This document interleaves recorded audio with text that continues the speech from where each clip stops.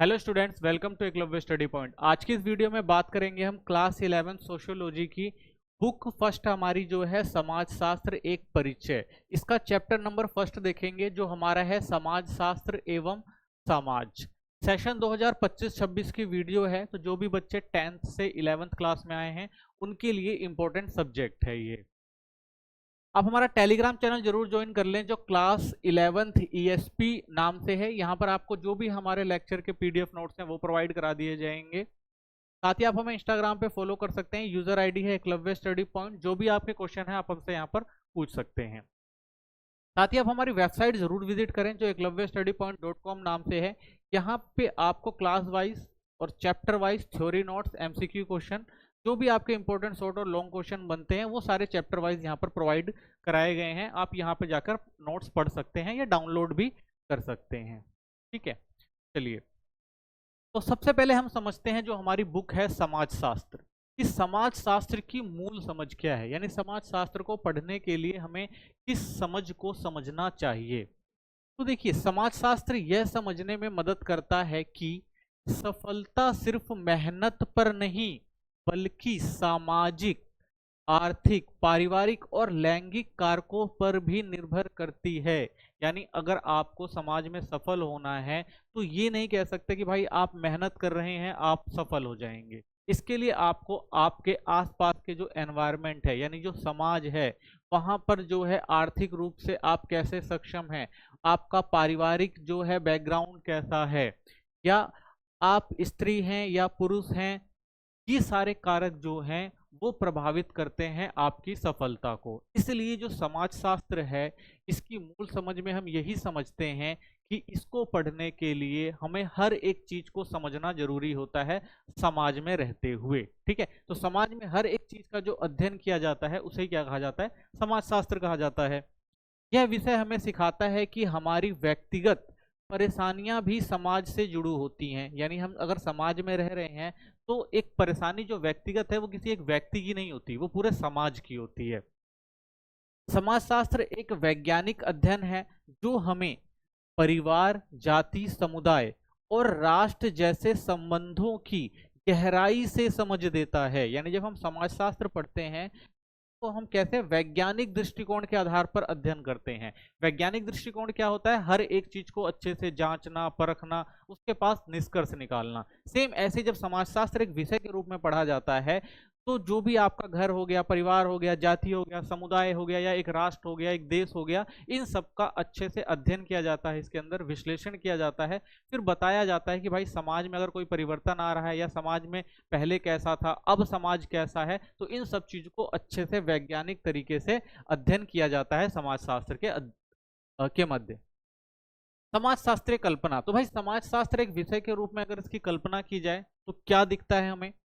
तो समाजशास्त्रीय कल्पना एक दृष्टिकोण है जिससे हम यह समझते हैं कि व्यक्तिगत समस्याएं अक्सर समाज की वृहद संरचना और इतिहास से जुड़ी होती है। यानी जब हम समाजशास्त्र कल्पना करते हैं तो हमें यह पता लगता है कि भाई जो समाज हमारा जो बृहद समाज है, एक भरा पूरा पूरा एक समाज है, उसके अंदर बहुत सारी जो भी समस्याएं हैं वो सारी किससे जुड़ी हुई हैं, इतिहास से जुड़ी हुई हैं। चाहे वो व्यक्तिगत समस्या हो या फिर वो एक सामाजिक समस्या हो। तो अगर हम अच्छे से अपने समाज को समझेंगे, उसके इतिहास को जानेंगे, तो जो भी समस्याएं हम उनको अच्छे से समझ सकते हैं। उद्देश्य क्या है इसका, तो देखिए यह व्यक्तिगत अनुभव और सामाजिक संरचना के बीच संबंध को उजागर करता है कि भाई एक व्यक्तिगत अनुभव क्या बताता है समाज के बारे में, ठीक है, और सामाजिक संरचना किस तरह से बनी हुई है। समाज शास्त्र हमें क्या करता है, इन सब चीजों से अवगत कराता है, बताता है इन सब चीजों के बारे में। व्यक्तिगत समाज बनाम जनहित का मुद्दा, तो व्यक्तिगत समस्या बनाम जनहित का मुद्दा, ठीक है, समस्या ये। तो समस्या क्या है, व्यक्तिगत समस्या क्या हो सकती है। देखिए समाज में एक व्यक्ति की भी समस्या होती है, एक समाज यानी पूरे समाज की भी समस्या होती है। तो व्यक्तिगत समस्याएं क्या होती हैं, देखिए सीमित दायरे में जैसे एक व्यक्ति की बेरोजगारी, तो इसे हम क्या कहेंगे भाई, ये एक सीमित दायरा है और इस सीमित दायरे के अंदर ये व्यक्तिगत परेशानी, एक व्यक्ति को अगर रोजगार नहीं मिल रहा है तो क्या है वो उसकी व्यक्तिगत समस्या है। ठीक है, लेकिन ये जनहित का मुद्दा भी होता है। तो व्यक्तिगत समस्या जो होती है वो एक जनहित का मुद्दा होता है और समाज की भी समस्या बन जाती है। एक व्यक्ति बेरोजगार है तो कह सकते हैं भाई व्यक्तिगत परेशानी है, कुछ कारण होंगे। लेकिन अगर एक जगह पर बहुत सारे लोग बेरोजगार हैं तो एक व्यक्ति इसके लिए जिम्मेदार नहीं हो सकता। इसके लिए समाज में बहुत सारी समस्याएं हैं जिनकी वजह से वो क्या है, जॉब नहीं पा रहे हैं। बहुत सारे लोग जो हैं वो जॉब नहीं पा रहे हैं, उनको रोजगार नहीं मिल रहा है। तो इसे इसलिए क्या कह दिया जाता है, ये एक व्यापक समस्या है। जैसे समाज में व्यापक बेरोजगारी, तो हम कहेंगे ना भाई कि देखो समाज जो है, समाज में एक व्यक्तिगत समस्या है, ठीक है, कह सकते हैं व्यक्तिगत तौर पर उसको समस्याएं आ रही होंगी, हो सकता है वो अच्छा पढ़ा लिखा ना हो, उसके बाद समझ ना हो। लेकिन एक ही समस्या अगर पूरे समाज में आ रही है तो इसका मतलब ये तो नहीं कहा जा सकता कि भाई सारे के सारे जो होंगे वो अनपढ़ होंगे, पढ़े लिखे नहीं होंगे, इसलिए सबको नौकरी नहीं मिल रही है। तो ये क्या हो जाती है, एक व्यापक समस्या हो जाती है, ठीक है। तो इसे फिर हमें सामाजिक स्तर पर, यानी इन समाज के अंदर क्या समस्याएं हैं जिससे लोगों को रोजगार नहीं मिल रहा है, ये चीज पढ़नी पड़ती है। मिल्स का दृष्टिकोण, तो एक समाजशास्त्री मिल है, सी राइट मिल्स के अनुसार समाजशास्त्री कल्पना से लोग यह समझते हैं कि उनके अनुभव सामाजिक ऐतिहासिक घटनाओं से जुड़े हुए हैं, ठीक है ना। तो मिल्स क्या कहते हैं कि भाई जो भी समाज में समस्याएं हैं उसका कोई ना कोई एक सामाजिक कारण हो सकता है या उसकी कोई ना कोई ऐतिहासिक संबंध हो सकता है। यानी कोई भी अगर घटना घट रही है तो उसका कोई ना कोई ऐतिहासिक संबंध होता है समाज के अंदर, ठीक है। जैसे वो बताते हैं भाई युद्ध हो गया, औद्योगिकरण, ये जो बदलाव है, यानी युद्ध के कारण आप देख सकते हैं और औद्योगिकरण के देख सकते हैं, इन सब कारणों से बहुत सारे आपको समाज में बदलाव देखने को मिलते हैं। ऐतिहासिक और सामाजिक संदर्भ, ठीक है ना। तो इतिहास कैसे समाजशास्त्र को प्रभावित करता है, तो किसी की समस्या को समझने के लिए उसके दौर की सामाजिक स्थिति को समझना जरूरी होता है। यानी किसी भी जगह पर अगर कोई समस्या आ रही है तो सबसे पहले ये समझना पड़ेगा ना भाई कि उसके इतिहास में क्या समस्याएं रही होंगी, कहीं उसका कारण तो नहीं है ये समस्या। उदाहरण, एक महिला का अकेलापन युद्ध के कारण भी हो सकता है, ठीक है, ये भी आप समझ सकते हैं। अगर हम पहले की बात करें या अब की भी बात करें, एक महिला अगर अकेली रह गई है तो इसका कारण तो यही हो सकता है ना भाई, युद्ध हुआ होगा और जो भी मेल्स होंगे, जो भी पुरुष रहे होंगे वो जिंदा नहीं बचे होंगे। तो इस तरह से हम कह सकते हैं भाई कि कोई भी अगर हम ऐसी स्थिति देखते हैं, सामाजिक स्थिति, कि भाई समाज में ऐसी स्थिति क्यों उत्पन्न हुई है, तो उसका कोई ना कोई ऐतिहासिक कारण होता है, ठीक है। अब हम बात करेंगे समाज की, समाज क्या होता है, ठीक है। तो हमने ये तो समझ लिया भाई कि एक समाज है, समाज के अंदर लोग रहते हैं। तो समाज किस तरह से काम करता है ये भी समझेंगे हम इसके अंदर।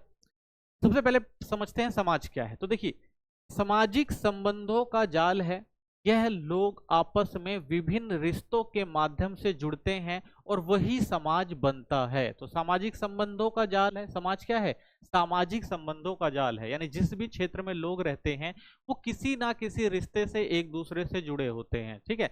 चाहे वो किसी के चाचा हो, ताऊ हो, मामा हो, ठीक है ना, मौसा हो, मौसी हो, ठीक है, अड़ोसी हो, पड़ोसी हो। तो ये क्या होता है, कोई ना कोई एक रिश्ता होता है। इस तरह से समाज में लोग जो है एक दूसरे से जुड़े होते हैं। तो इसे क्या कहा जाता है, समाज कहा जाता है। और ये क्या है, सामाजिक संबंधों का क्या है, एक जाल है।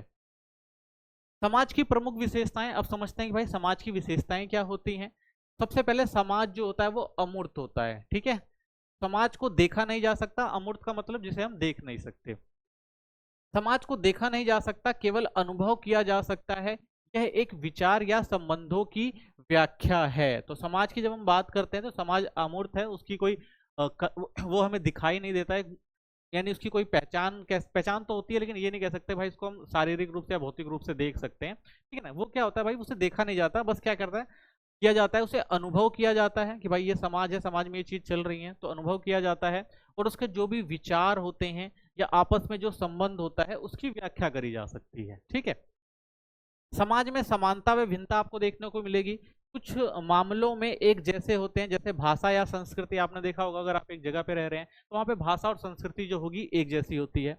और कुछ में अलग अलग, जैसे जाति, धर्म, यही समानता और विभिन्नता का समाज को विविध बनाती है, ठीक है। यानी एक समाज के अंदर हम देखें तो आपको क्या देखने को मिलेगा भाई, एक जैसे लोग भी समाज में देखने को मिल सकते हैं, जिनकी भाषा एक होगी, संस्कृति अलग होगी, ठीक है। वहीं हमें कई जगह जो है भिन्नता भी दिखाई दे सकती है, जैसे एक ही जगह पर बहुत सारे लोग जो अलग जाति और धर्म के रह रहे होते हैं। तो हम कह सकते हैं भाई समाज में आपको समानता और भिन्नता दोनों दिखाई देती है। पारस्परिक सहयोग एवं संघर्ष आपको दिखाई देगा एक समाज के अंदर। समाज में जो लोग एक दूसरे की मदद करते हैं लेकिन मतभेद और संघर्ष भी होते हैं। तो आप देखेंगे भाई समाज में लोग जो होंगे आपस में मिलजुल कर रहते होंगे, कोई भी कार्यक्रम होगा एक दूसरे का साथ देते होंगे। वहीं आपको देखने को मिलता होगा आपके समाज के अंदर कि भाई लोग आपस में एक दूसरे से लड़ाई झगड़ा भी करते हुए दिखाई देंगे। दोनों ही सामाजिक जीवन का हिस्सा है, तो कह सकते हैं भाई ये दोनों चीजें हैं, यानी सहयोग और संघर्ष दोनों आपको समाज के अंदर देखने को मिलता है। आश्रित रहने का नियम, व्यक्ति अकेले नहीं जी सकता, समाज में सभी एक दूसरे पर निर्भर होते हैं। यह पारिवारिक हो सकता है, आर्थिक हो सकता है या भावनात्मक रूप से भी हो सकता है। तो आप समाज में देखेंगे भाई बहुत सारे लोग जो होते हैं एक दूसरे पर निर्भर होते हैं, पारिवारिक तौर पर निर्भर रहते हैं, यानी एक परिवार के बहुत सारे लोग एक दूसरे के ऊपर निर्भर रहते हैं, ठीक है ना। आर्थिक, यानी जब वो कोई नौकरी करते हैं, पैसा करते हैं, तो आर्थिक तौर पर लोगों से क्या होते हैं, लोग जुड़े होते हैं, ठीक है। और भावनात्मक रूप से भी लोग एक दूसरे से जुड़े होते हैं, सिंपैथी होती है। जैसे आपने देखा होगा भाई आप रास्ते में जा रहे हैं, कोई बीमार व्यक्ति है या कोई भिखारी है, तो आप क्या होते हैं भावनात्मक रूप से भी उससे जुड़ जाते हैं, ठीक है। तो समाज में लोग जो होते हैं एक दूसरे के आश्रित भी होते हैं, एक दूसरे से जुड़ा हुआ भी महसूस करते हैं भावनात्मक रूप से, ठीक है। समाज परिवर्तनशील होता है। एक सबसे बड़ी बात यह है कि भाई समाज में जो हमेशा आप परिवर्तन देखेंगे। समाज स्थिर नहीं रहता, समय के साथ साथ बदलता है। जैसे तकनीकी हो गई, तो आप देखेंगे भाई समाज एक जैसा नहीं होता। जैसे पहले तकनीक थी वो तकनीक अब नहीं रही, उसमें नए नए चेंजेस आ चुके हैं। संस्कृति, सांस्कृतिक रूप पर या वैचारिक बदलाव, तो सांस्कृतिक रूप में भी आप बदलाव देख सकते हैं। पहले हमारा जो सांस्कृतिक रहन सहन, पहनावा, खान पीन कैसा था, अब उसमें आप बदलाव देख सकते हैं, ठीक है। साथ ही आप वैचारिक बदलाव देख सकते हैं। पहले लोगों की जो सोच होती थी वो अलग होती थी, आज के जो लोग हैं उनकी सोच बदल गई है। तो इस तरह से हम देखते हैं भाई समाज जो होता है वो परिवर्तनशील होता है, इसमें बदलाव आते रहते हैं, ठीक है। अब समझते हैं समाजों में बहुलताएं एवं असमानताएं, यानी जो हम समाज देखते हैं उसमें क्या आपको समानताएं देखने को मिलती हैं और क्या जो है वो बहुलताएं देखने को मिलती हैं, यानी असमानताएं क्या है, एक जैसा क्या है, ये हम समाज में देखेंगे। तो देखिए समाजों में की बहुलता, यानी समाजों में आप बहुलता जब देखते हैं तो हम केवल एक समाज से नहीं बल्कि कई समाजों से जुड़े होते हैं। हमारा समाज का अर्थ संदर्भ पर निर्भर करता है। तो समाज एक नहीं होता, बहुत सारे समाज होते हैं, ठीक है ना। अलग अलग क्षेत्रों में जाएंगे तो अलग अलग समाज आपको दिखाई देगा, ठीक है।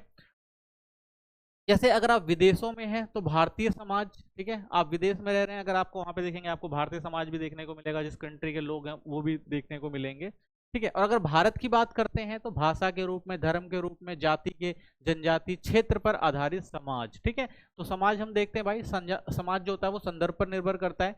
जैसे हम विदेशों में जाते हैं तो आपको एक समाज देखने को मिलेगा भारतीय समाज, और जो उस जैसे मान लिया आप इंग्लैंड में गए तो इंग्लैंड का अलग समाज होगा। वहीं जब हम भारत की बात करते हैं तो भारत में भी आपको अलग अलग सामाजिक लोग देखने को मिलेंगे। जैसे भाषा के आधार पर आप देखेंगे ना, हर क्षेत्र की भाषा अलग होती है, और एक क्षेत्र के अंदर ये धर्म भी अलग होते हैं, तो वो भी एक अलग समाज का हिस्सा हो जाते हैं। जाति के आधार पर भी देखते हैं, ठीक है, जनजाति के आधार पर या क्षेत्र के आधार पर तो हम देखते ही देखते हैं। तो इस तरह से हम कह सकते हैं भाई समाज में जो होती है बहुलता होती है, समाज एक जैसा नहीं होता, समाज में आपको हर जगह अलग अलग समाज दिखाई देगा। समाज की पहचान की कठिनाई, यानी आप समाज को कैसे समझेंगे। तो समाज की बहुलता से यह तय करना कठिन होता है कि हम किस समाज की बात कर रहे हैं, ठीक है। तो सबसे बड़ी समस्या यही है कि जब हम जाएंगे कहीं पर, मान लिया हम अपने देश के अंदर अगर अलग अलग जगहों पर जाते हैं तो हम किस समाज से रिलेट करते हैं, ये चीज समझना थोड़ा मुश्किल हो जाता है। तो समाज शास्त्रियों के लिए यह मुख्य चुनौती है कि किस किस सामाजिक यथार्थ को प्राथमिकता दी जाए। तो यही कहा जाता है कि भाई अगर हमें समाज को देखना है तो कौन कौन सा समाज जो है वो ठीक है, यथार्थ है, यानी जो है जैसा है सही है। इसको समाज शास्त्री के लिए ये बड़ी चुनौतियां हैं कि भाई वो किनको सही माने, यानी कौन सा समाज जो है वो सही है। सत्यजीत रॉय की दृष्टि में समाज की विभिन्नता, ठीक है ना। तो अब समझते हैं कि भाई लोग किस नजरिए से समाज को देखते हैं और समाज को किस तरह से लोग दिखाया जाता है समाज को। तो देखिए सत्यजीत रॉय एक महान फिल्मकार थे जिन्होंने भारतीय समाज के विभिन्न पहलुओं को अपनी फिल्मों में गहराई से दिखाया है।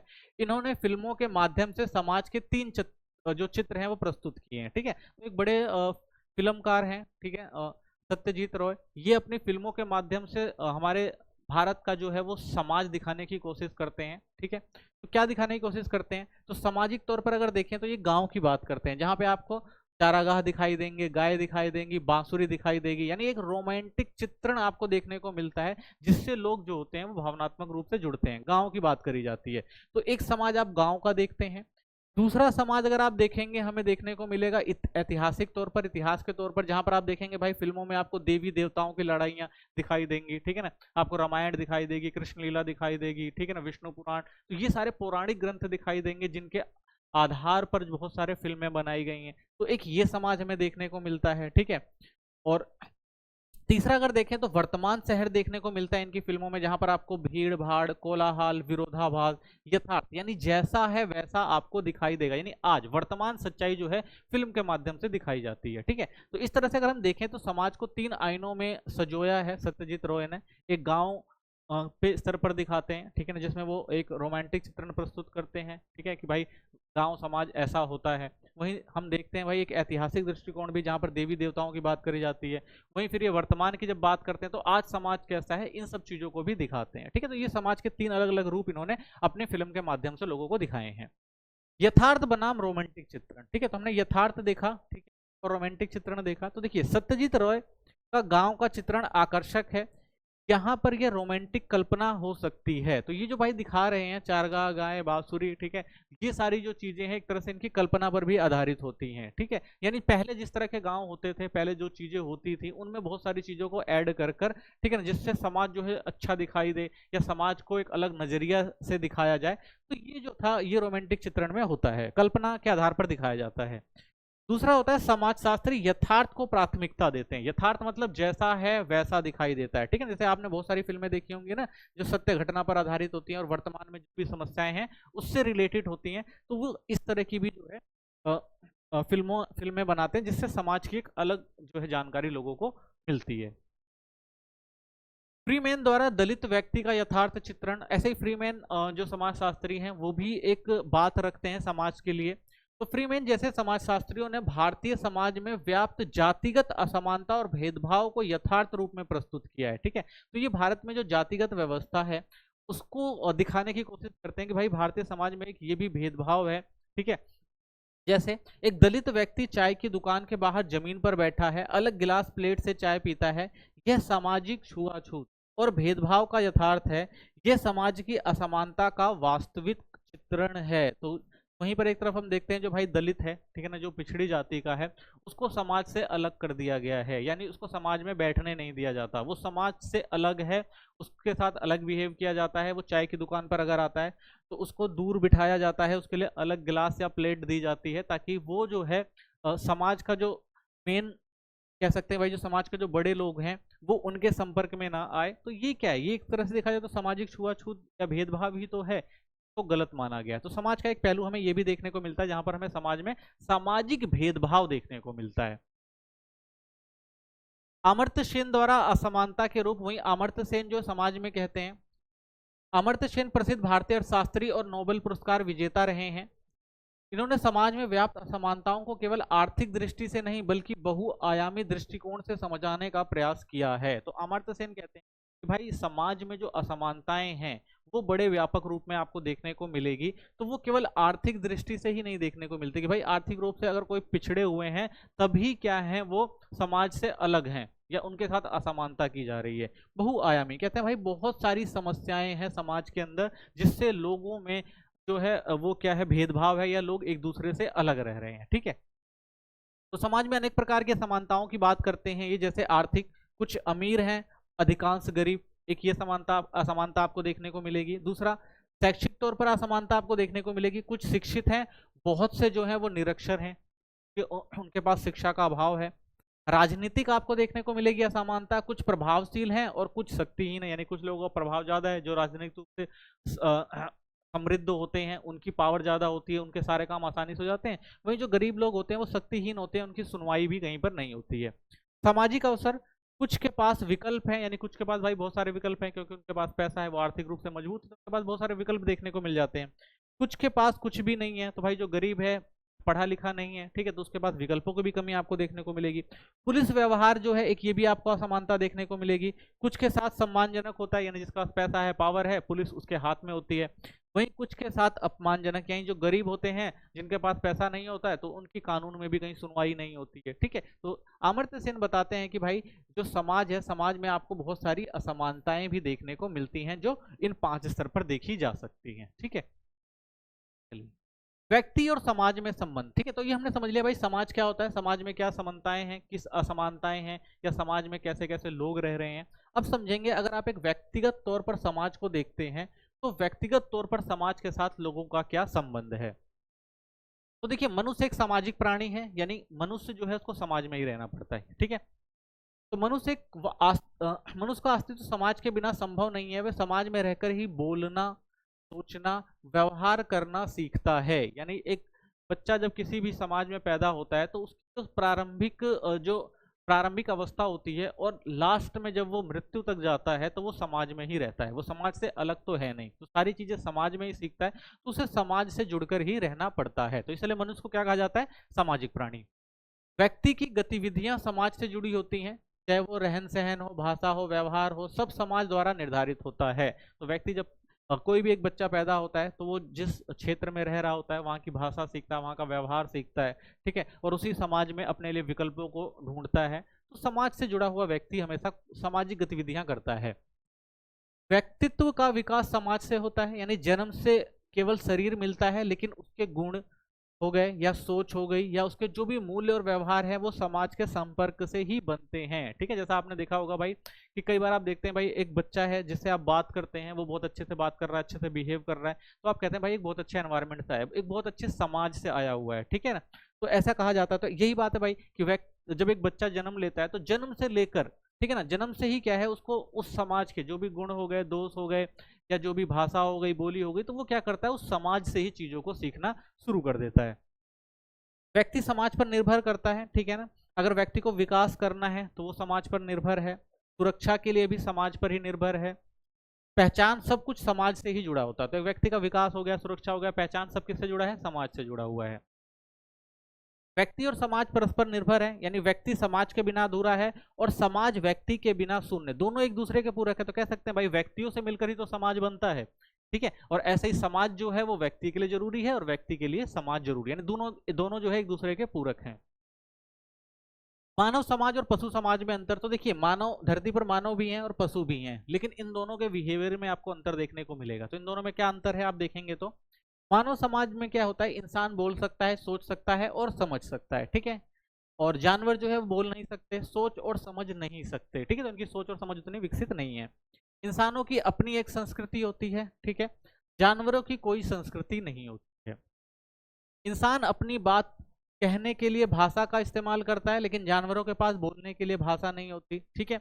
इंसान भविष्य के बारे में सोचकर योजना बनाता है, वहीं जानवर सिर्फ वर्तमान में जीते हैं, ठीक है। तो ये मानव समाज और पशु समाज में अंतर है, क्योंकि मानव विकसित हो चुका है, उसकी सोच और समझ बढ़ चुकी है, तो वो चीजों को ज्यादा अच्छे से सोचता है, समझता है और बेहतर अनुभव करके और अच्छी चीजों के लिए आगे बढ़ता है, उसको भविष्य की चिंता होती है। लेकिन जानवर क्या होते हैं भाई, वो जो दैनिक प्रक्रिया करते हैं और वर्तमान में जीते हैं, भाई समाज, संस्कृति, इन सब चीजों से मतलब नहीं होता, ठीक है। समाज शास्त्र अब समझेंगे भाई, समाज शास्त्र किस तरह से इंपॉर्टेंट हो जाता है एक व्यक्ति के लिए, जो हमारा सब्जेक्ट भी है, इसको हमें पढ़ना भी है। तो समाज शास्त्र क्यों जरूरी है इसको हम देखेंगे।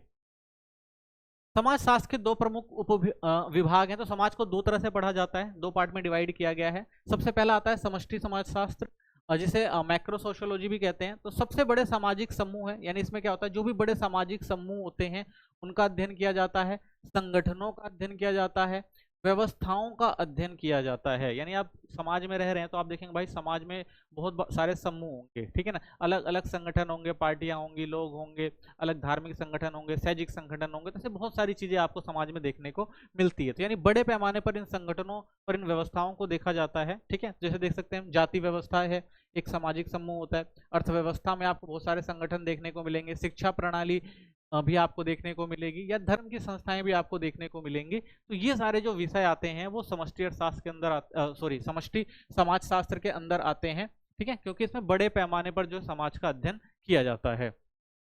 फिर आपका आता है व्यष्टि समाजशास्त्र, ठीक है, इसे माइक्रो सोशियोलॉजी कहते हैं। यह आमने सामने की अंतःक्रिया के संदर्भ में मनुष्यों के व्यवहार का अध्ययन करता है, ठीक है। तो इसमें हमने देखा भाई बड़े पैमाने पर समूहों, संगठनों और व्यवस्थाओं का अध्ययन किया जा रहा था, लेकिन यहां पर हम देखेंगे तो छोटे पैमाने पर, यानी कि व्यक्ति समाजशास्त्र भी कह सकते हैं इसको, व्यक्तियों का अध्ययन किया जाता है। तो इसमें क्या देखते हैं भाई कि व्यक्ति जो है वो आमने सामने कैसे अंतःक्रिया करता है, मनुष्यों का व्यवहार का अध्ययन किया जाता है इसके अंदर। जैसे इसके अंदर आपके उदाहरण के रूप में देखें, शिक्षा और छात्र के बीच व्यवहार, मित्रों के बीच की बातचीत आदि, ठीक है। तो व्यक्ति समाजशास्त्र किससे जुड़ा होता है, व्यक्तियों से जुड़ा होता है। किस चीज पे ध्यान दिया जाता है। व्यक्ति की अंत्यक्रिया होती है, ठीक है ना, एक दूसरे से लोग रिलेट करते हैं, जैसे शिक्षक और छात्र के बीच का एक तरह से कह सकते हैं व्यवहार जो होता है वो व्यक्तिगत होता है, क्योंकि दोनों आपस में बात कर रहे होते हैं। ऐसे दो मित्र की जो आपस में बातचीत होती है तो ये उनका व्यवहार होता है, तो इसलिए इसे क्या कहा जाता है, व्यक्ति समाजशास्त्र भी कह दिया जाता है या माइक्रो सोशियोलॉजी भी कह दिया जाता है। ठीक है, समाजशास्त्र की उत्पत्ति, अब समाजशास्त्र एक विषय के रूप में किस तरह से आगे बढ़ा है ये समझेंगे। तो आरंभिक विकास की बात करते हैं। समाजशास्त्र का जन्म 19वीं शताब्दी में हुआ था। यह एक नवीन सामाजिक विज्ञान के रूप में सामने आया। ठीक है, तो 19वीं शताब्दी से समाजशास्त्र को एक विषय के रूप में जो है पहचान मिलनी शुरू होती है। समाजशास्त्र का मुख्य उद्देश्य था समूह और समाज की गतिविधियों का अध्ययन करना। ठीक है, तो इसे एक अलग विषय देना इसलिए जरूरी था क्योंकि इसमें समूह और समाज को समझना जरूरी था उस टाइम में। समाज की समस्याओं का अध्ययन खोजना था कि भाई समाज में आप देखते हैं बहुत सारी समस्या होती हैं, आर्थिक रूप पे, सामाजिक रूप पे, सांस्कृतिक रूप में, तो इन सब चीजों को जो है अच्छे से समझना बहुत जरूरी था कि क्या इनमें समस्याएं हैं, तो इसलिए समाजशास्त्र की खोज की गई। यह कार्य वैज्ञानिक और संगठित दृष्टिकोण से किया गया। ठीक है, तो इसको क्या था भाई, एक वैज्ञानिक और संगठित दृष्टिकोण से लेके आगे चलना था, यानी चीजों को अच्छे से समझना था, ठीक है ना, डिस्क्राइब करना था, तो इसीलिए क्या किया गया, इसे एक अलग विषय के रूप में देखा गया। आगस्टक कांत का योगदान, तो फ्रांसीसी चिंतक जो थे अगस्त कॉन्ट ने पहले इसे सोशल फिजिक्स कहा था। ठीक है, तो ये जो थे अगस्टक कांत जो थे वो सबसे पहले इस विषय की बात करते हैं, ठीक है ना, कि भाई इसको भी समझना और पढ़ना जरूरी है, तो इन्होंने इसको नाम दिया भाई सोशल फिजिक्स। ठीक है, 1838 में इसे सोशियोलॉजी नाम दे दिया गया और बाद में फिर 1838 में जो था इसे सोशियोलॉजी नाम दिया गया, तो इसलिए इन्हें समाजशास्त्र का जनक भी कहा जाता है। ठीक है, तो अगस्त कांत जो है उन्हें क्या कहा जाता है, समाजशास्त्र का जनक। तो समाजशास्त्र को एक विषय के रूप में मान्यता दिलाने में इनकी जो थी वो महत्वपूर्ण भूमिका रही थी। ठीक है, अन्य प्रमुख विचारक भी रहे हैं जिन्होंने समाजशास्त्र को आगे बढ़ाया, जैसे एमिल दुर्खाइम हो गया, हार्बर्ट स्पेंसर हो गया, मैक्स वेबर हो गया। ठीक है, तो इन सारे समाजशास्त्रियों ने भी समाजशास्त्र के विकास में महत्वपूर्ण भूमिका निभाई। भारत में समाजशास्त्र की बात करते हैं तो भारत में इसका विकास औपनिवेशिक काल में हुआ। ठीक है ना, जब ब्रिटिश का शासन भारत में था उस समय भारत के अंदर भी जो है इसकी शुरुआत होती है। तो इसका उद्देश्य था भारत की सामाजिक और सांस्कृतिक जटिलताओं को समझना। ठीक है ना, तो यहाँ पर जो ब्रिटिश थे वो शासन कर रहे थे, तो यहाँ के समाज को अच्छे से समझना चाहते थे, तो इसलिए इन्होंने क्या किया भाई, यहाँ पर सामाजिक और सांस्कृतिक जटिलताओं को समझने के लिए समाजशास्त्र को एक विषय के रूप में जो है मान्यता दी और यहाँ पर जो है नई चीजों की शुरुआत करवाई। औपचारिक शुरुआत की बात करते हैं तो भारत में पहला समाजशास्त्र विभाग 1919 में मुंबई विश्वविद्यालय में स्थापित हुआ। ठीक है, तो इसकी शुरुआत कहाँ हुई थी, 1919 में मुंबई विश्वविद्यालय में। वहीं से समाजशास्त्र और औपचारिक अध्ययन की शुरुआत हुई, तो यहीं से जो है भारत के अंदर समाजशास्त्र की औपचारिक रूप से शुरुआत होती है, पढ़ाई की एक विषय के रूप में। ठीक है, तो भारत में समाजशास्त्र के अध्ययन की आवश्यकता, तो भारत में जो है समाजशास्त्र के अध्ययन की क्या आवश्यकता रही, क्यों भारत में इसकी शुरुआत कराई गई। तो देखिए भारत की प्रमुख समस्याएं क्या है, क्षेत्रवाद है, भाषावाद है, संप्रदायवाद है और जातिवाद है। ठीक है, तो भारत में देखिए आप अलग अलग क्षेत्र हैं, तो क्षेत्र के हिसाब से यहाँ पर जो है आप देखेंगे भाई भाषाएं अलग हैं, ठीक है ना, संस्कृतियां अलग है, संप्रदाय अलग है, अलग अलग धर्म के लोग रहते हैं, ठीक है ना, बहुत सारी जातियां भारत के अंदर हैं। ठीक है, को समझने व हल करने के लिए समाजशास्त्र उपयोगी है। तो भाई ये सारी समस्याएं जो थी किसी को भी भारत में जो शासन चलाना था, जैसे ब्रिटिश भारत में शासन चला रहे थे, तो इन सब चीजों को अच्छे से समझे बगैर वो भारत में शासन नहीं चला सकते थे, इसीलिए इसलिए समाजशास्त्र को एक विषय के रूप में यहाँ पे अपनाया गया कि भाई जो भी भारत के अंदर समस्याएं हैं उन समस्याओं को समझना जरूरी है और वो समस्याएं किन कारणों से हैं उनको समझना जरूरी है। तो इसीलिए इस समस्याओं में सबसे महत्वपूर्ण जो थी वो क्षेत्रवाद थी, भाषावाद थी, संप्रदायवाद था और जातिवाद था। तो इनको पढ़ने के लिए, इनको समझने के लिए ही समाजशास्त्र को यहाँ पर लाया गया। तो ये समाज की जटिल संरचना को समझने में मदद करता है। तो इससे क्या हुआ भाई, जो समाज की एक जटिल संरचना थी, यानी भारत के अंदर जो देख रहे थे हम भाई, क्षेत्रवाद था, भाषावाद था, संप्रदायवाद था, ठीक है ना, तो इन सब चीजों को समझने में जो है वो आसानी हुई। ठीक है, तो इसलिए जो है यहाँ पर समाजशास्त्र विषय शुरू हुआ।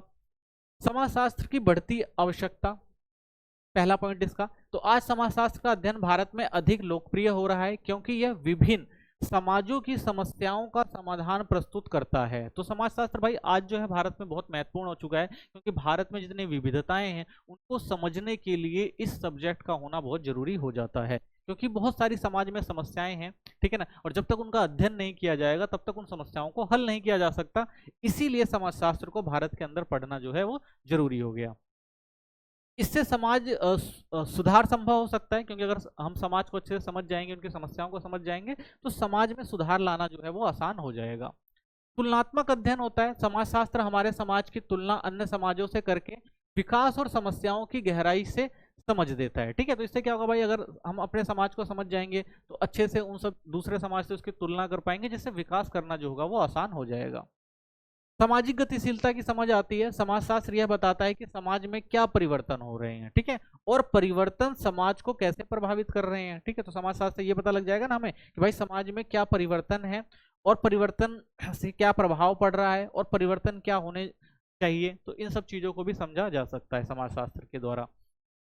समाजशास्त्र की प्रकृति की मुख्य विशेषताएं, यानी जब हम समाजशास्त्र की प्रकृति की बात करते हैं तो कौन कौन सी चीजें जो है वो महत्वपूर्ण हो जाती हैं। तो समाजशास्त्र एक सामाजिक विज्ञान है, यह मनुष्य और उनके आपसी संबंधों का अध्ययन करता है। यह प्राकृतिक विज्ञान से भिन्न है क्योंकि यह समाज और व्यवहार को समझता है। तो हम देखें तो भाई समाजशास्त्र जो है वो क्या कर रहा है, मनुष्य और उनके जो आपसी संबंध है उनको समझना और समझाता है कि भाई क्या इनके बीच में संबंध है, ठीक है। वहीं जब हम प्राकृतिक विज्ञान की बात करते हैं तो इसमें अलग विषय हो जाते हैं, जैसे भौतिक हो गया, रसायन हो गया, ठीक है। तो ये तो एक अलग कल्पना है। लेकिन जब हम बात करते हैं भाई समाज की, तो समाज में क्या होता है भाई, व्यक्ति होते हैं या मनुष्य होते हैं, वो क्या करते हैं, समाज में व्यवहार करते हैं। तो उसको समझना जरूरी कि भाई आखिर ये व्यवहार क्यों किया जा रहा है, ठीक है ना। तो इन सारी चीजों को समझने के लिए जो है समाजशास्त्र को एक सामाजिक विज्ञान के विषय में पढ़ना जो है वो जरूर हो जाता है।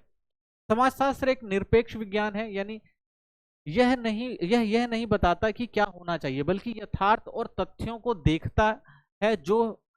देखता जो है उस पर ध्यान देता है, ना कि जो होना चाहिए, ठीक है। तो सबसे बड़ी बात क्या है भाई समाजशास्त्र की, कि वो क्या करता है, यथार्थ और तथ्यों को देखता है कि भाई क्या सही है। तो जो भी एविडेंस है, जो भी तथ्य हमारे पास है, उसके आधार पर ठीक है, ठीक है, और उसी पर क्या करता है, वो ध्यान देता है। ये नहीं कहता कि भाई ये होना चाहिए। तो समाजशास्त्र ये नहीं बताता भाई कि ये बदलाव लाओ, ये चीज हो जाएंगी, वो चीज हो जाएंगी। उसका मकसद बस यही है भाई, समाज को समझना, समाज में समस्याएं क्या हैं, ठीक है, उन सबको देखना, ठीक है। तो ये जो है समाजशास्त्र की एक विशेषता है। समाजशास्त्र अमूर्त विज्ञान है, यानी ये विचारों, व्यवहारों, संबंधों का अध्ययन करता है जो प्रत्यक्ष दिखते नहीं हैं लेकिन अनुभव किए जा सकते हैं। तो समाजशास्त्र में भाई जो चीज समझी जा रही है, बताई जा रही है, उसको हम देख नहीं सकते, लेकिन उसको हम अनुभव कर सकते हैं भाई समाज का उस पर क्या प्रभाव पड़ रहा है, ठीक है। समाजशास्त्र एक सामान्य विज्ञान है, तो यह समाज के सभी पक्षों, तो ये समाज के सभी पक्षों की बात करता है, चाहे वो परिवार हो गया, धर्म हो गया, शिक्षा हो गई, राजनीति हो गई, का अध्ययन करता है। जबकि विशेष विज्ञान केवल एक क्षेत्र तक सीमित होते हैं, ठीक है। तो और अगर हम विज्ञानों की बात करते हैं तो उनके क्या होते हैं भाई, कोई एक क्षेत्र हो जाएगा। जैसे हम फिजिक्स की बात करते हैं, केमिस्ट्री की बात करते हैं, बायो की बात करते हैं, तो वो क्या एक ही क्षेत्र तक सीमित है। लेकिन वही जब हम बात करते हैं समाजशास्त्र की, तो इसके अंदर समाज में जो भी विषय हैं उन सबको शामिल कर लिया जाता है। बौद्धिक विचार और समाजशास्त्रीय संरचना, तो बौद्धिक विचार के आधार पर समाजशास्त्र को किस तरह से देखा जाता है। तो समाजशास्त्र पर बौद्धिक का क्या प्रभाव है, यानी लोग बुद्धि के हिसाब से, या कहते हैं जो लोग पढ़े लिखे समझदार हैं उन्होंने किस तरह से समाजशास्त्र को देखा है। तो समाजशास्त्र की रचना पर कई बौद्धिक स्रोतों का प्रभाव पड़ा है, जैसे प्राकृतिक विकास के वैज्ञानिक सिद्धांत, यानी कहा जाता है कि भाई जो समाजशास्त्र अगर देखें तो समाजशास्त्र एक विषय के रूप में जब हम बढ़ते हैं तो उसका प्रभाव जो है अनेक क्षेत्रों से हुआ है, यानी अनेक क्षेत्रों के कारण जो है समाज में भी परिवर्तन आते हैं, ठीक है। तो इसलिए से एक वैज्ञानिक सिद्धांत कहा जाता है, यानी प्राचीन यात्राओं से प्राप्त सामाजिक जानकारी। तो कैसे पता लगता है भाई समाज के बारे में, जैसे मान लीजिए भाई हमारे पास बहुत सारे, भारत के पास स्रोत नहीं है कि भारत को हम कैसे समझ सकें, तो बहुत सारे लोग जो भारत में आए थे उन्होंने भारत के बारे में जो चीजें लिखी, तो उससे भी भारत के समाज के बारे में पता लगता है, ठीक है। पूर्व आधुनिक सभ्यताओं की खोज और अध्ययन, जब हम पूर्व आधुनिक सभ्यताओं की खोज करते हैं और उनका अध्ययन करते हैं तो उसके आधार पर भी हमें समाज का पता लगता है, भाई समाज में क्या था, कैसे था। तो ये क्या है, ये सारी हमारी जो है बौद्धिक प्रभाव है, यानी प्राचीन चीजों को देखकर समाज का जो है पता लगाना और समाज के बारे में समझना, ये सारी जो चीज हम देखने को मिलती है। उपनिवेशिक प्रशासन का भी प्रभाव हमें समाजशास्त्र पर देखने को मिलता है, यानी उपनिवेशी शासकों ने समाज को समझने और नियंत्रित करने के लिए इन बौद्धिक विचारों का उपयोग किया। उन्होंने समाज ये वर्गीकरण की कोशिश की। तो भारत के अंदर भाई क्या हुआ, जब उपनिवेश लोग आए तो उन्होंने भारत को पहले समझने का प्रयास किया कि भारत पे अच्छे शासन कैसे चलाया जा सकता है, क्योंकि अगर सब लोग समाज में इकट्ठा हो जाएंगे, एक जैसे रहेंगे, तो उससे में शासन करने में दिक्कत आएगी। तो इसलिए क्या किया गया भाई, औपनिवेशिक शासन ने पहले भारत को समझा, यहाँ की जाति व्यवस्था, यहाँ की जो भी ऊंच नीच, इन सब चीजों को समझ के फिर क्या किया, उनको कंट्रोल किया और उसके आधार पर इतने लंबे समय तक उन्होंने शासन किया। ठीक है। समाजशास्त्री और मानव विज्ञानों का दृष्टिकोण, तो देखिए इन विद्वानों ने यह समझने का प्रयास किया है कि समाज कैसे विकसित हुआ। तो समाजशास्त्र जो लोग हैं, जब वो मानव विज्ञानों की बात करते हैं, तो मानव वैज्ञानिकों का भी भाई बड़ा एक प्रभाव रहा है समाज के ऊपर, क्योंकि इसमें जब समाजशास्त्र को शामिल किया जाता है तो विद्वान ये समझने की प्रयास करते हैं कि जो भाई इतनी बड़ी सोसाइटी, यानी इतना बड़ा जो समाज जो विकसित हुआ, जो आज भी चला आ रहा है, तो आखिर विकसित कैसे हुआ, विकास के चरण क्या थे, ठीक है ना, किन चरणों को, क्योंकि हम अगर हम आधुनिक आज के टाइम में हैं और जैसा प्राचीन काल में थे वैसे तो हम आज नहीं है, तो क्या डायरेक्ट हमारा परिवर्तन हुआ या कोई स्टेप बाय स्टेप कोई कदम लिए गए, तो ये सब चीजों का अध्ययन किया जाता है। विकास के स्तर कैसे पहचाने जाएं कि भाई किस स्तर पर विकास हुआ, यानी कौन सा ऐसी स्टेज से जहां पर विकास करके मनुष्य दूसरे चरण में पहुंचा, तो इन सब चीजों को जो है विद्वानों के द्वारा समझा जाता है समाजशास्त्र के अंदर। सरल समाज और जटिल समाज को समझते हैं। तो सरल समाज और जटिल समाज क्या होता है, देखिए भारत में परंपरा और आधुनिकता, गांव और शहर, जाति और जनजाति, वर्ग और समुदाय, सबका एक मिला जुला रूप है, इसलिए समाज को समझना थोड़ा जटिल हो जाता है। ठीक है। तो सरल समाज और जटिल समाज आप इस इमेज से देख सकते हैं, ये देखिए ग्रामीण दृष्टिकोण है और एक शहरी दृष्टिकोण है। ठीक है। तो देख रहे हैं आप, ये समाज जो है बिल्कुल आपको सरल दिखाई देगा और यहाँ पर जो आपको थोड़ी जटिलता दिखाई देगी। ठीक है। तो इसे ही क्या कहा जाता है, सरल समाज और जटिल समाज। ठीक है ना। और बेहतर तरीके से समझते हैं, तो 19वीं शताब्दी में जो सदी में जो समाजों को दो भागों में बांटा गया, तो सबसे पहला जो था वो समाज, सरल समाज।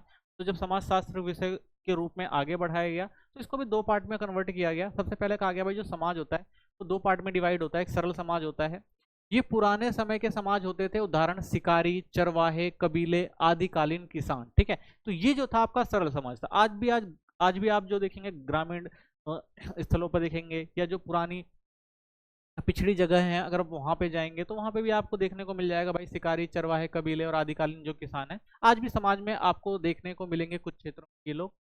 इन समाजों में कोई मशीन या उद्योग नहीं होता, ये लोग मशीन और उद्योग पर उतने निर्भर नहीं होते हैं। ठीक है। श्रम विभाजन बहुत कम होता है। ठीक है ना। तो श्रम विभाजन नहीं होता, जो लोग हैं जो काम कर रहे हैं उसी काम में लगे रहे होते हैं, पूरा परिवार जो है वो लगा होता है एक ही काम में, तो इसमें कोई श्रम विभाजन नहीं होता। ठीक है। तो ये क्या है, बिल्कुल सरल समाज होता है, इसमें ज्यादा परिवर्तन आपको देखने को नहीं मिलते, जो जैसा है वैसा सदियों से चला आ रहा है। वहीं जो हम जटिल समाज की बात करते हैं तो ये आधुनिक समाज होता है, उदाहरण अगर उदाहरण देखें तो औद्योगिक समाज। ठीक है।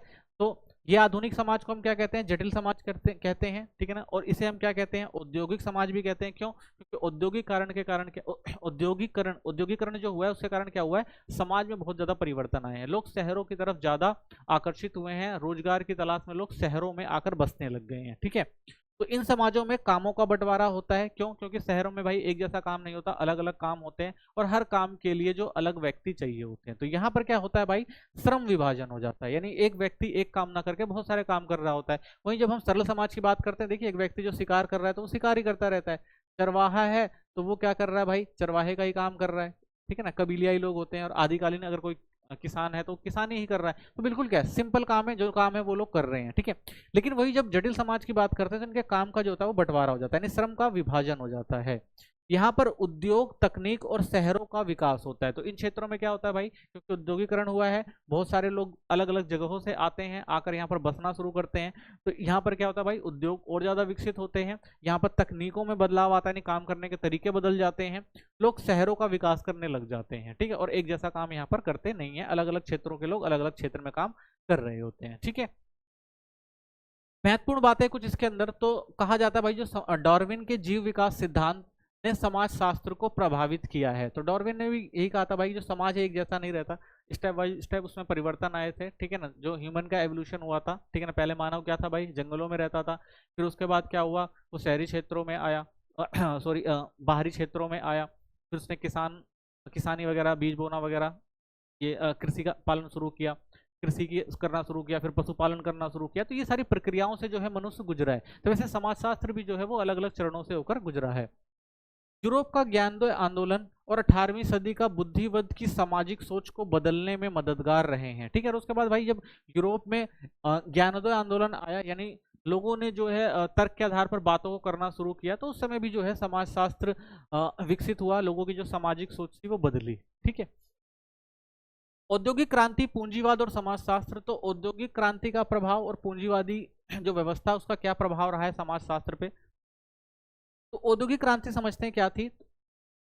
यह एक बड़ी तकनीक और आर्थिक क्रांति थी जो 18वीं सदी में इंग्लैंड से शुरू हुई। मशीनों का इस्तेमाल बढ़ा, सामान जल्दी और ज्यादा बनने लगा, उत्पादन और व्यापार के तरीके बदले गए। तो औद्योगिक क्रांति क्या थी भाई, ये एक बदलाव का टाइम था। इस समय क्या हुआ कि 18वीं सदी में इंग्लैंड में एक नई शुरुआत होती है। लोग अब हाथों से ज्यादा मशीनों पर डिपेंड होने लगे, मशीनों पर काम करने लग गए, काम ज्यादा बेहतर होने लगा और उत्पादन ज्यादा होने लगा। ठीक है, तो ये क्या था, औद्योगिकरण का कारण था।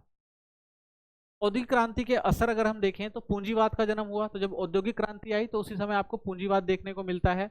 अब सामान बनाने और बेचने का काम निजी मालिक करने लगे। ठीक है, अब सारा कंट्रोल किसके हाथ में आ गया, पूंजीवाद। यानी जिनके पास पैसा है वो क्या करते थे भाई, उद्योग लगाते थे और उससे क्या करते थे, ज्यादा से ज्यादा मुनाफा कमाते थे। श्रम विभाजन इस टाइम आपको देखने को मिलता है। एक ही काम को छोटे छोटे हिस्सों में बांटा गया, हर एक मजदूर एक ही काम बार बार करता था, काम जल्दी होता था। ठीक है, जब मशीनें आई, काम होने लगा, तो आपने देखा भाई अलग अलग जो एक ही काम है उसको अलग अलग पार्ट में डिवाइड कर दिया गया। ठीक है, जैसे कि मान लीजिए एक मशीन है, तो कोई क्या करेगा भाई, अलग का एक तीन प्रोसेस है अगर एक काम के, ठीक है ना, ए बी सी।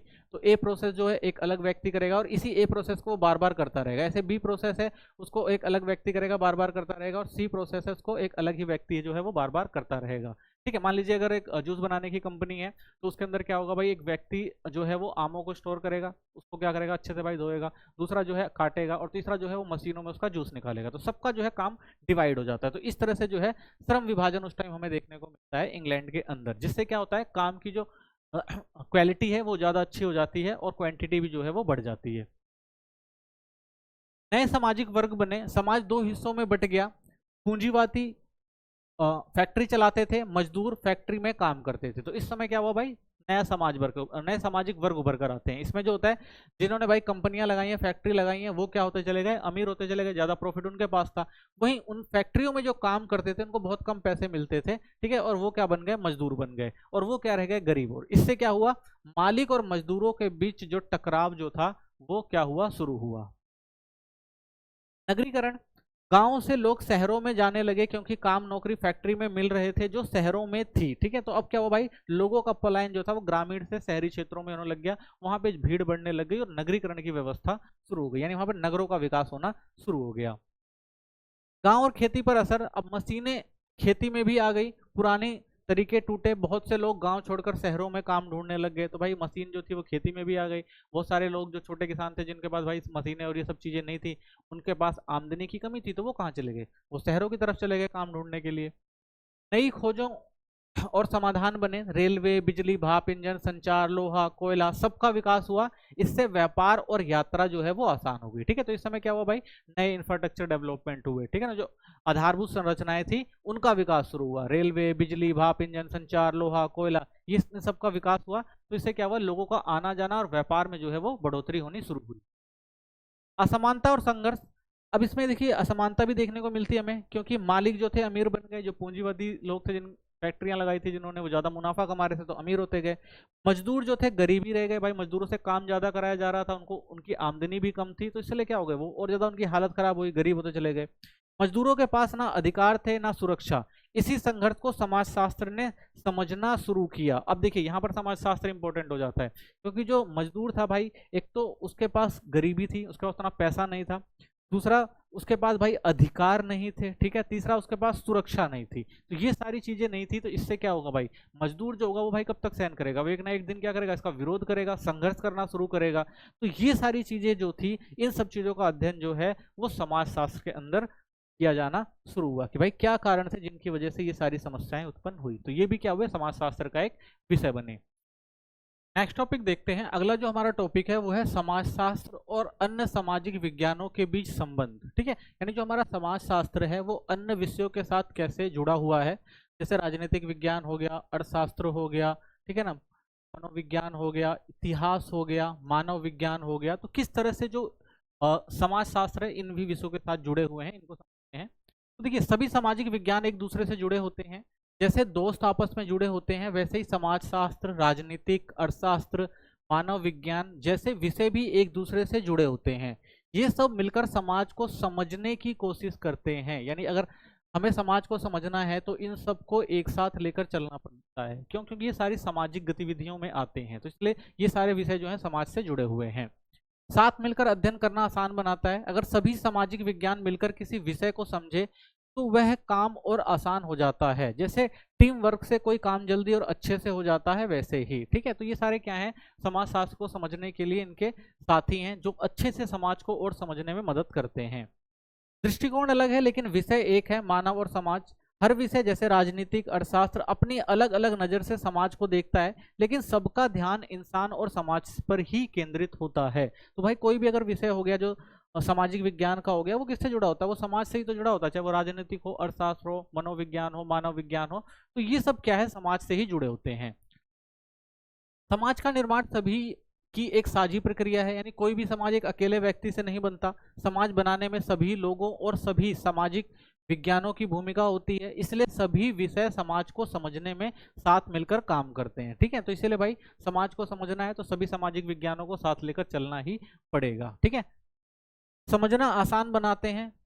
समाजशास्त्र कठिन जीवन और समाज की बातों को आसान भाषा और उदाहरणों से समझाता है, इसलिए यह विषय बहुत ही उपयोगी और जरूरी है। ठीक है, अगर समाज को समझना है, आसान भाषा में समझना है, उदाहरणों से समझना है, तो इस विषय को पढ़ना जो है वो जरूरी हो जाता है। ठीक है, चलिए सबसे पहले समझते हैं समाजशास्त्र और अर्थशास्त्र में संबंध, कि किस तरह से ये दोनों एक दूसरे से जुड़े हुए हैं या इनमें क्या समानताएं हैं, क्या असमानताएं हैं। तो देखिए अर्थशास्त्र की बात करते हैं। सबसे पहले इसका क्षेत्र जो है वस्तु, सेवाओं, उत्पादन, वितरण, उपभोग से रिलेटेड होता है। यानी अर्थशास्त्र में हम क्या पढ़ते हैं भाई, वस्तुएं और जो सेवाएं हैं उनका उत्पादन कैसे हो रहा है, वितरण कैसे हो रहा है, उपभोग कैसे हो रहा है, ये समझा जाता है। वहीं जब हम समाजशास्त्र पढ़ते हैं तो समाज, संबंध, मूल्य और व्यवहार का अध्ययन करते हैं।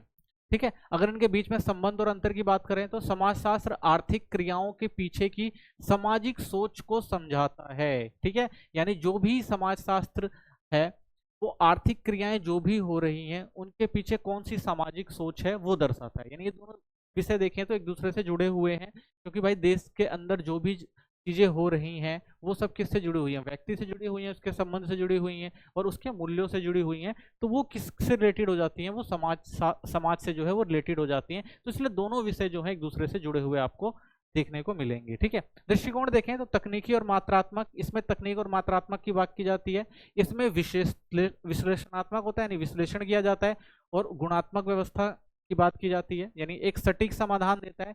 दूसरा सोचने को प्रेरित करता है। ठीक है, तो समाजशास्त्र क्या करता है भाई, एक सटीक समाधान देता है कि अगर देश के अंदर कोई आर्थिक समस्या किन कारणों से है, और वहीं जो समाज है वो क्या करता है, उनको सोचने को प्रेरित करता है कि भाई आखिर ये समस्याएं किन कारणों से हैं। उद्देश्य क्या है, आर्थिक नियम बनाना और नीति निर्धारण करना। तो यहाँ पर भाई जो देश के अंदर आर्थिक नियम बनते हैं और जो नीतियां बनती हैं वो निर्धारित की जाती हैं। इसमें क्या है, सामाजिक व्यवहार को समझना और उसकी आलोचना करना होता है। तो इसमें भाई देखना होता है कि समाज में क्या चल रहा है, क्या समस्याएं हैं, उनको बताना होता है, उनकी आलोचना करना होता है। यानी कहा जाए तो एक क्या करें, यानी ये बताता है कि भाई क्या करना चाहिए, और दूसरा जो है क्यों करें ये पूछता है। तो इसका काम क्या है भाई, कि समाज जो देश के अंदर क्या नीतियां बनाई जाए जिससे फायदा हो, और इसमें क्या होता है भाई, समाज में कैसा व्यवहार किया जाए कि चीजें अच्छी हो जाएं। इसमें क्या होता है भाई, केंद्र क्या है, मूल्य, मांग, आपूर्ति, मुद्रा या लाभ की बात करी जाती है। वहीं जब हम समाजशास्त्र की बात करते हैं इसमें मापदंड, संस्कृति, परंपरा और असमानता की बात की जाती है। ठीक है, अर्थशास्त्र व्यवहारों के आंकड़ों से, यानी ये जो होता है अर्थशास्त्र जो होता है ना, वही व्यवहार के आंकड़े, जो हमारे पास आंकड़े होते हैं उस उन आंकड़ों की बात करता है। समाजशास्त्र संदर्भ से समझाता है। ठीक है, तो इसके पास आंकड़े नहीं होते, लेकिन जो संदर्भ होता है, जो बातें होती हैं, जो समाज में चीजें चल रही होती हैं, उसके आधार पर ये चीजों को बताता है। उदाहरण के तौर पर देखें तो विज्ञान से बिक्री। ठीक है, यहाँ पे क्या होता है भाई, विज्ञापन से बिक्री बढ़ावा देने की बात करते हैं। यानी कोई भी अगर समाज में कोई चीज करनी है, बढ़ावा देना है, अगर अपने उत्पादन को बढ़ाना है तो विज्ञापन से किया जा सकता है। ये विज्ञापन से जीवन शैली को बदलना बताता है। ठीक है, तो इसका क्या काम है, आर्थिक लाभ कमाना है, और इसका काम क्या है, समाज को बदलना है। तो दोनों उपभोग को प्रभावित करते हैं, पर नजरिया जो है अलग अलग है। तो दोनों उपभोग की बात कर रहे हैं लेकिन इन दोनों के नजरिए अलग देखने को मिलते हैं। ठीक है ना। यहाँ पर क्या है, सीमित बाजार और वस्तु और सेवाएं होती हैं। तो बाजार जो होता है वो सीमित होता है, सिर्फ वस्तुओं और सेवाओं की बात की जाती है। ये विस्तृत होता है क्योंकि इसमें घर भी आ जाता है, परिवार भी आ जाता है, लिंग, जाति, वर्ग, हर चीज की बात होती है। समाजशास्त्र घर जैसे क्षेत्रों को भी और अर्थशास्त्र से जोड़ता है। तो समाजशास्त्र क्या करता है भाई, क्योंकि ये जितनी भी चीजें हैं वो सारी चीजें कहाँ जाती हैं, वो घर परिवार क्षेत्र में ही तो जाती हैं। और वो किससे जुड़ा होता है भाई, वो समाज से जुड़ा होता है, समाजशास्त्र से जुड़ा होता है। आलोचना सामाजिक कारकों की अनदेखी करता है ये, ठीक है। तो इसमें सामाजिक कारक नहीं देखे जाते, इसमें तकनीकी समाधान नहीं देता। तो ये भाई जो है वो तकनीक तौर पर चीजों को नहीं देखता, संदर्भ के आधार पर देखता है। दोनों मिलकर बेहतर समझ दे सकते हैं, ठीक है। अगर ये दोनों मिल जाए तो ये सामाजिक कारकों, अगर ये सामाजिक कारक और तकनीक कारक दोनों एक साथ मिल जाए तो चीजों को बहुत बेहतर तरीके से समझा जा सकता है, ठीक है। तो इसमें क्या होता है, डेटा और पुनर्अनुमान पर आधारित होता है। तो पूरा काम जो होता है वो डेटा पर आधारित होता है। यहाँ पर आलोचनात्मक और वैकल्पिक सोच को बढ़ावा देता है। तो यहाँ पर चीजों को समझा जाता है, ठीक है ना। अगर कोई चीज गलत है तो उसकी आलोचना भी की जाती है। आर्थिक समाजशास्त्र इन दोनों के बीच सेतु बन रहा है। तो अब एक नया विषय आया है आर्थिक समाजशास्त्र, कि भाई किन कारणों से समाज में परिवर्तन आ रहे हैं, समस्या आ रही है, उनको देखा जाता है। योगदान क्या है, ये नीति निर्माण, बाजार और विकास योजनाएं बनाता है। ये सामाजिक प्रभावों की समझ और बदलाव की दिशा देता है, यानी समाज को बदलने का प्रयास करता है। तो नीतियों की सामाजिक उपयुक्तता को जांचता है कि भाई जो नीतियां बनाई जा रही हैं, जो भी आर्थिक नीतियां बनाई जा रही है, समाज में उसकी क्या उपयोगिता है उसको देखता है। इसके जो विचारक हैं वो एडम स्मिथ और केन्स हैं। इसके मैक्स वेयर, पियारे बोर्ग्यू हैं। दोनों क्षेत्रों के विद्वानों ने पारस्परिक संबंध पर जोर दिया। तो भाई दोनों क्षेत्र के जो विचारक हैं वो ये बात करते हैं, विद्वान ये बात करते हैं कि भाई दोनों में पारस्परिक संबंध है, क्योंकि जो अर्थव्यवस्था है वो समाज से जुड़ी हुई है। तो दोनों को एक साथ लेकर चलना और समझना जरूरी है। समाजशास्त्र और राजनीतिक विज्ञान में संबंध समझते हैं। तो देखिए इसमें फोकस क्या होता है, समाज, संस्थाएं और संबंध और व्यवहार। तो समाजशास्त्र किन किन चीजों को देखता है भाई, समाज को देखता है, संस्थाओं को देखता है, हमने पढ़ा था, व्यवहार को देखता है। वहीं जब राजनीति की बात करते हैं तो यहाँ पर क्या आ जाती है, सत्ता आ जाती है। यहाँ पर सरकार की बात होती है, चुनाव की बात होती है, नीति की बात होती है। तो समाजशास्त्र व्यापक सामाजिक दृष्टिकोण देता है, यानी एक बड़े पैमाने पर दृष्टिकोण देता है भाई समाज में क्या है। वहीं राजनीतिक विज्ञान औपचारिक सत्ता पर ध्यान देता है, ठीक है। तो इसमें पूरे समाज की बात करी जाती है और यहाँ पर सत्ता की बात करी जा रही है। परंपरागत समाज की संपूर्ण संरचना है ये, यानी राजनीतिक विचारधारा और प्रशासन की बात करता है कि भाई यहाँ पर क्या होता है, समाज की जो पूरी संरचना है उसकी बात की जाती है कि समाज में क्या चल रहा है। और यहाँ पर क्या है, सिर्फ राजनीतिक विचारधारा की बात करी जाती है और प्रशासन की बात की जाती है। यानी पहले राजनीतिक विज्ञान में जनता की भूमिका सीमित थी। तो पहले क्या था भाई, राजनीतिक विज्ञान में जनता की जो थी वो बात सीमित होती थी, ठीक है। इसमें क्या है, परिवार, धर्म, शिक्षा, वर्ग, लिंग, जाति, इन सब पे ये क्षेत्र हैं, इन क्षेत्रों पे बात करी जाती है। तो यहाँ पर क्या होता है भाई, जो संगठन है जैसे विधायिका हो गई, न्यायपालिका हो गई, कार्यपालिका हो गई, चुनाव, इन सब चीजों पर ध्यान दिया जाता है। दोनों मिलकर सामाजिक और राजनीतिक संरचना को समझते हैं, ठीक है। तो एक देश में समाज जो है वो राजनीति से भी प्रभावित होता है। तो ये दोनों मिलकर जो है वहाँ की संरचना को देखते हैं। नया क्षेत्र क्या है, तो यहाँ पर राजनीतिक समाजशास्त्र, यानी कि समाजशास्त्र में अब राजनीति भी इन्वॉल्व हो गई है। लेकिन राजनीतिक विज्ञान है वो वैसे का वैसा बना हुआ है आज भी। इसमें वोटिंग, व्यवहार, जाति, लिंग की भूमिका का अध्ययन किया जाता है। तो इसमें क्या देखा जाता है भाई, वोटिंग, व्यवहार देखा जाता है। अगर बात करी जाए किसके अंदर, राजनीतिक विज्ञान में, ठीक है ना। और जाति, लिंग की भूमिका का अध्ययन किया जाता है। वोटिंग पैटर्न, जाति, लिंग का प्रभाव पड़ता है भारत के अंदर भाई, बहुत प्रभाव है इसका समाजशास्त्र का, क्योंकि भाई समाज में जो किस जाति के लोग हैं, ठीक है ना, और किस लिंग के लोग हैं, ये राजनीति को प्रभावित करते हैं, ठीक है। जिसकी जितनी ज़्यादा जनसंख्या होती है तो कहा जाता है भाई उसके कैंडिडेट पे उसका प्रभाव पड़ता है। उस जाति का व्यक्ति अगर खड़ा होगा तो वहाँ पर चुनाव जीत जाएगा, ठीक है। तो इन सब समाजशास्त्र में जो है इसका प्रभाव देखने को मिलता है। इसमें दलों की रणनीतियां और चुनाव प्रक्रिया होती हैं, ठीक है। तो दलों की जो रणनीतियां होती हैं वो इन्हीं सब चीज़ों से ही होती है ना भाई। इसी तरह रणनीतियां बनाई जाती है कि भाई कि किस जाति के लोग हैं, किस लिंग के लोग हैं, कैसे इनको प्रभावित किया जाए, कैसे वोट लिया जाए। तो ये जो होता है यहाँ पर जो है ये रणनीतियां बनाई जाती हैं। यानी सामाजिक कारक राजनीतिक फैसलों को प्रभावित करते हैं। तो भाई जो सामाजिक व्यवस्था है वो क्या करती है कि जो भी राजनीतिक फैसले लेने हैं उनको प्रभावित करती हैं। तो उनको देखकर फैसले लेने पड़ते हैं कि भाई जो समाज कैसा है और उसके आधार पर ही जो है राजनीतिक फैसले लिए जाएं। विद्वान जो है मैक्स वेयर, बोर्गियो, यहाँ प्लेटो, मार्क्स, अरस्तु हैं। तो समाजशास्त्री भी राजनीति को नए नजरिए से समझ चाहते हैं। तो समाजशास्त्री भी भाई जो राजनीति में समाजशास्त्र है वो राजनीति से जुड़ चुका है और किस तरह से उसको समझना है ये देखने की बात करते हैं। दृष्टिकोण की बात करें तो आलोचनात्मक है और व्यापक है। तो भाई इसमें आलोचना की जाती है, समाज में जो समस्या है उसको उजागर किया जाता है, बड़े पैमाने पर किया जाता है। ये संरचनात्मक है, यानी जो चीजें बनी हुई हैं एक संरचना के आधार पर उनका अध्ययन किया जाता है। ये ज्यादातर नीति केंद्रित होता है, यानी नीतियां बनाने पर ध्यान देना है। दोनों मिलकर अधिक गहरी समझ प्रदान करते हैं, ठीक है। तो ये अगर राजनीतिक और समाज दोनों जुड़ जाए तो चीजों को समझना जो ज्यादा आसान हो जाता है, ठीक है। फिर आता है समाजशास्त्र और इतिहास, इतिहास में संबंध, यानी ये दोनों कैसे एक दूसरे से जुड़े हुए हैं। तो देखिए ये वर्तमान और हाल और अतीत, तो भाई समाजशास्त्र जो है वर्तमान की बात करता है, अभी क्या हालात है उसकी भी बात करता है, अतीत की भी बात करता है। इतिहास जो हमेशा वो बीते हुए की बात करेगा, जैसे राजा हो गया, युद्ध हो गया, समाज हो गया, इन सब चीजों की बात करी जाती है। तो समाजशास्त्र वर्तमान समाज की प्रक्रिया को, इतिहास अतीत की घटनाओं को देखते हैं। तो जो भाई समाजशास्त्र है वो इतिहास से जुड़ा होता है, ठीक है। तो इतिहास की घटनाओं जो है वो समाजशास्त्र को प्रेरित करती हैं।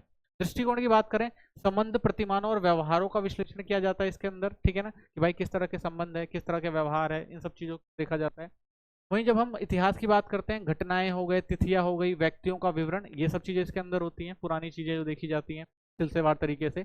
समाजशास्त्र सामान्यकरण करता है, इतिहासकार विवरणात्मक होता है, ठीक है। तो इतिहास क्या करता है भाई, इतिहास हमें पूरा विवरण देता है कि इतिहास में क्या हुआ था, और जो समाजशास्त्र है उसका सामान्यकरण करता है कि भाई किन ऐसा हुआ था, किन किन कारणों से, क्या दायरा था और किन वजहों से ये सारे बदलाव आए। तो स्टेप बाय स्टेप वो जो है वो सामान्यकरण का काम कौन करता है, वो समाजशास्त्र करता है, ठीक है। इसमें जो है जेंडर हो गए, जाति, वर्ग, संस्थाएं, ये क्षेत्र शामिल होते हैं। इसमें राजाओं का इतिहास, युद्ध और प्रशासन जो है ये व्यवस्था शामिल होती है, ठीक है। तो समाजशास्त्र सामाजिक ढांचे में रुचि रखता है और परंपरागत इतिहास शासकों में। तो भाई ये सारी चीजें जो हैं वो प्राचीन समय में भी थी, ठीक है। इनका इन पे क्या प्रभाव, इनसे जो है समाजशास्त्र ने क्या चीजें देखी और आज के समाज से कैसे कंपेयर किया, तो इसको देखा जाता है, ठीक है। विधि पद्धति क्या है इनकी, ये विश्लेषणात्मक है, तुलना भी करी जाती है, वर्गीकरण भी किया जाता है इसके अंदर। ये भाई वर्णनात्मक है, यानी किसी चीज को बताता है, ठीक है ना, उसके काल को बताता है, और साक्ष्य आधारित होता है, ठीक है। तो इसमें क्या होता है भाई, वर्गीकरण आधारित होता है, यानी वर्गीकरण करके चीजों को देखा जाता है। यहाँ पर होता है भाई साक्ष्य आधारित, यानी जो भी साक्ष्य एविडेंस मिल गए उसके आधार पर बात की जाती है। आज इतिहासकार भी समाजशास्त्रीय पद्धतियां अपनाने लगे हैं। तो भाई आज जो इतिहासकार हैं वो समाज को भी देखते हैं, यानी उस समय का समाज कैसा था और उसके आधार पर इतिहास को देखने का प्रयास करते हैं, ठीक है। तो ये दोनों विषय एक दूसरे से जुड़ गए हैं। समकालीन समाज और व्यवहार पर केंद्रित होता है। तो ये भाई समकालीन समाज, यानी आज अगर देखें तो समाजशास्त्र जो है वो आज की चीज़ों को ज़्यादा बेहतर तरीके से बताता है, समझता है। ये सामाजिक इतिहास की ओर भी झुकाव है, तो इसका भाई इतिहास में जो भी सामाजिक व्यवस्था थी उसको देखता है ये। इतिहास अब समाजशास्त्र से प्रभावित होकर सामाजिक इतिहास की ओर बढ़ रहा है, ठीक है। तो समाजशास्त्र जो है भाई, इसने क्या किया भाई, इतिहास यानी एक नए अपना वर्गीकरण करके सामाजिक इतिहास की ओर भी इसने देखना शुरू किया है। तो इसके अंदर एक टॉपिक जुड़ गया है। प्रवृत्ति क्या है, सामाजिक इतिहास, लोकाचार, प्रथाओं का अध्ययन किया जाता है इसके अंदर समाज के। इसमें केवल युद्ध या शासकों तक सीमित नहीं है, तो इसमें भाई जो है हर चीज का अध्ययन शामिल हो गया है। ऐसा नहीं कि भाई युद्ध और शासकों तक ही सीमित है, समाज कैसा था, कैसा उस समय जो थी व्यवस्था थी, उन सब चीजों को अच्छे से अध्ययन किया जाता है। तो दोनों मिलकर सामाजिक परिवर्तनों को समझने में मदद करते हैं, ठीक है ना। तो इतिहास समाज, ऐतिहासिक जो इतिहास में जो हमारा समाज था और आज का जो समाज है, तो इन दोनों को अगर जोड़ के देखा जाए तो चीजों को बहुत और बेहतरीन तरीके से समझा जा सकता है। ये दोनों जो है एक दूसरे से जुड़े हुए विषय हैं। समाजशास्त्र एवं मनोविज्ञान में संबंध क्या है, तो देखिए इसमें क्या होता है, व्यक्ति के मानसिक और भावनात्मक व्यवहार पर ध्यान दिया जाता है मनोविज्ञान में। वही हमने देखा भाई समाज, समूह, संस्थाओं और सामाजिक व्यवहार पर अध्ययन किया जाता है, ठीक है। मनोविज्ञान व्यक्ति को समझाता है, समाजशास्त्र समूह को, ठीक है। मनोविज्ञान क्या होता है भाई, व्यक्ति को समझाता है, और व्यक्ति समाज में रह रहा है तो समाजशास्त्र समूहों को भी जो है समझाने में मदद करता है, ठीक है। ये व्यक्तिगत स्तर है, ये सामाजिक स्तर है। व्यक्ति और समाज के बीच परस्पर संबंध होता है, क्योंकि भाई समाज में दोनों रहते हैं, व्यक्ति से ही समाज बनता है, तो दोनों एक दूसरे से जुड़े हुए हैं। याददाश्त, प्रेरणा और सोच और डर, आशंकाएं, ये इसका क्षेत्र है। यहाँ पर संस्कृति, मूल्य, व्यवहार, संबंध देखने को मिलेगा। तो मनोविज्ञान भीतरी मनोदशा देखता है और समाजशास्त्र बाहरी। तो मनोविज्ञान में हमें क्या देखने को मिलता है भाई, भीतरी मनोदशा कि एक व्यक्ति के अंदर क्या चल रहा है, और समाजशास्त्र की बाहरी प्रभाव क्या है। पद्धति प्रयोगात्मक होती है, मनोविज्ञान परीक्षण किया जाता है। ये जो है वो सांख्यिकी होगी, सामाजिक और विश्लेषण पर आधारित होती है। दोनों में विधियां अलग पर लक्ष्य समझने एक जैसे होते हैं, ठीक है। तो भाई देखो दोनों में अलग अलग विधियां हैं, लेकिन चीजों को तो वही समझना होता है कि भाई व्यक्ति और समाज पर क्या प्रभाव पड़ रहा है। आशा, डर, तांत्रिका प्रतिक्रियाएं इसमें होती हैं। उदाहरण के तौर पर इसमें जो होता है भाई परिवार का अध्ययन, राजनीति का, संस्कृति से व्यक्ति पे क्या प्रभाव पड़ रहा है इसका अध्ययन किया जाता है। तो दोनों दृष्टिकोणों से व्यवहार की गहरी समझ मिलती है, ठीक है। तो किस तरह से जो है भाई मानव और समाज व्यवहार कर रहा है इसको समझा जा सकता है। दुर्खाइम आत्महत्या का अध्ययन व्यक्तिगत कारणों से जोड़ते हैं। जैसे दुर्खाइम है जो कहते हैं भाई आत्महत्या जो होती है वो व्यक्तिगत कारण होता है। वहीं समाजशास्त्र क्या कहता है भाई, ये सामाजिक कारणों से भी होता है, ठीक है। जैसे धर्म, परिवार का विश्लेषण करना भी जरूरी हो जाता है। समाजशास्त्री पद्धति से मनोविज्ञान घटना को समझना जरूरी हो जाता है, ठीक है। तो भाई समाजशास्त्री क्या कहते हैं कि मनोविज्ञान जो भी है उसको समाजशास्त्र जोड़कर देखना जाना जरूरी है, ठीक है। फिर आता है समाजशास्त्र और सामाजिक मानव विज्ञान में संबंध। तो देखिए इसमें क्या होता है, समाजशास्त्र के अंदर आपने देखा था आधुनिक और जटिल समाज की बात की जाती है, इसमें पारंपरिक और सरल समाज की बात की जाती है। ठीक है, विषय समान है, समाज जो है वो अलग अलग होते हैं। इसमें सर्वेक्षण, आंकड़े, प्रश्नावली, ठीक है ना, का अध्ययन किया जाता है। इसमें क्षेत्र कार्य, निर्जातीय अध्ययन किया जाता है। एक संख्यात्मक है, दूसरा गुणात्मक है। ठीक है, इसमें संख्याओं की बात करी जाती है, इसमें गुण की बात की जाती है। समाज के भाग जैसे जाति और धर्म की बात होती है अध्ययन, और इसमें पूरे समाज का समग्र अध्ययन किया जाता है। ठीक है, इसमें समाज में सिर्फ जाति और धर्म की बात की जाती है, और यहाँ पर जो है पूरे समाज का अध्ययन होता है। विश्लेषण की इकाई अलग होती है, तो इनका विश्लेषण जो है अलग अलग तरह से किया जाता है। भारत में अगर समाजशास्त्र की बात करें तो शहर गांव जनजाति का मिश्रण है। ठीक है, वहीं जब हम मानव विज्ञान की बात करते हैं तो जनजातीय और ग्रामीण समाजों का गहराई से अध्ययन किया जाता है। ठीक है, इसमें ग्रामीण और जनजातीय समाज को देखते हैं। भारतीय समाज शास्त्र दोनों से प्रभावित है। ठीक है, तो ये दोनों जो चीजें हैं वो भारतीय समाज शास्त्र में जो है इन दोनों का अध्ययन जो है करा जाना जरूरी है। ठीक है, क्योंकि मानव समाज से ही बना हुआ है, और समाज और मानव मिलकर ही जो है वो क्या करते हैं भाई, समाज का निर्माण करते हैं। तो इसलिए दोनों को समाज शास्त्र में समझना जरूरी हो जाता है। नवीन प्रवृत्ति अगर देखें तो समाजशास्त्र में वैश्वीकरण, वर्ग, आधुनिकता का अध्ययन, ये सारे नए विषय शामिल हुए हैं इस टाइम। इसमें जो है राज्य और आधुनिक प्रक्रियाओं पर फोकस किया जा रहा है। ठीक है, और अब दोनों की सीमाएं मिल रही हैं। अब धीरे धीरे क्या है, दोनों जो विषय हैं एक दूसरे के नजदीक आते जा रहे हैं। ठीक है, तो थैंक्स फॉर वॉचिंग, मिलते हैं नेक्स्ट वीडियो में। अगर कोई क्वेश्चन है तो जरूर कमेंट करें। ठीक है, धन्यवाद। चैनल को जो है सब्सक्राइब कर दें, वीडियो को लाइक करें।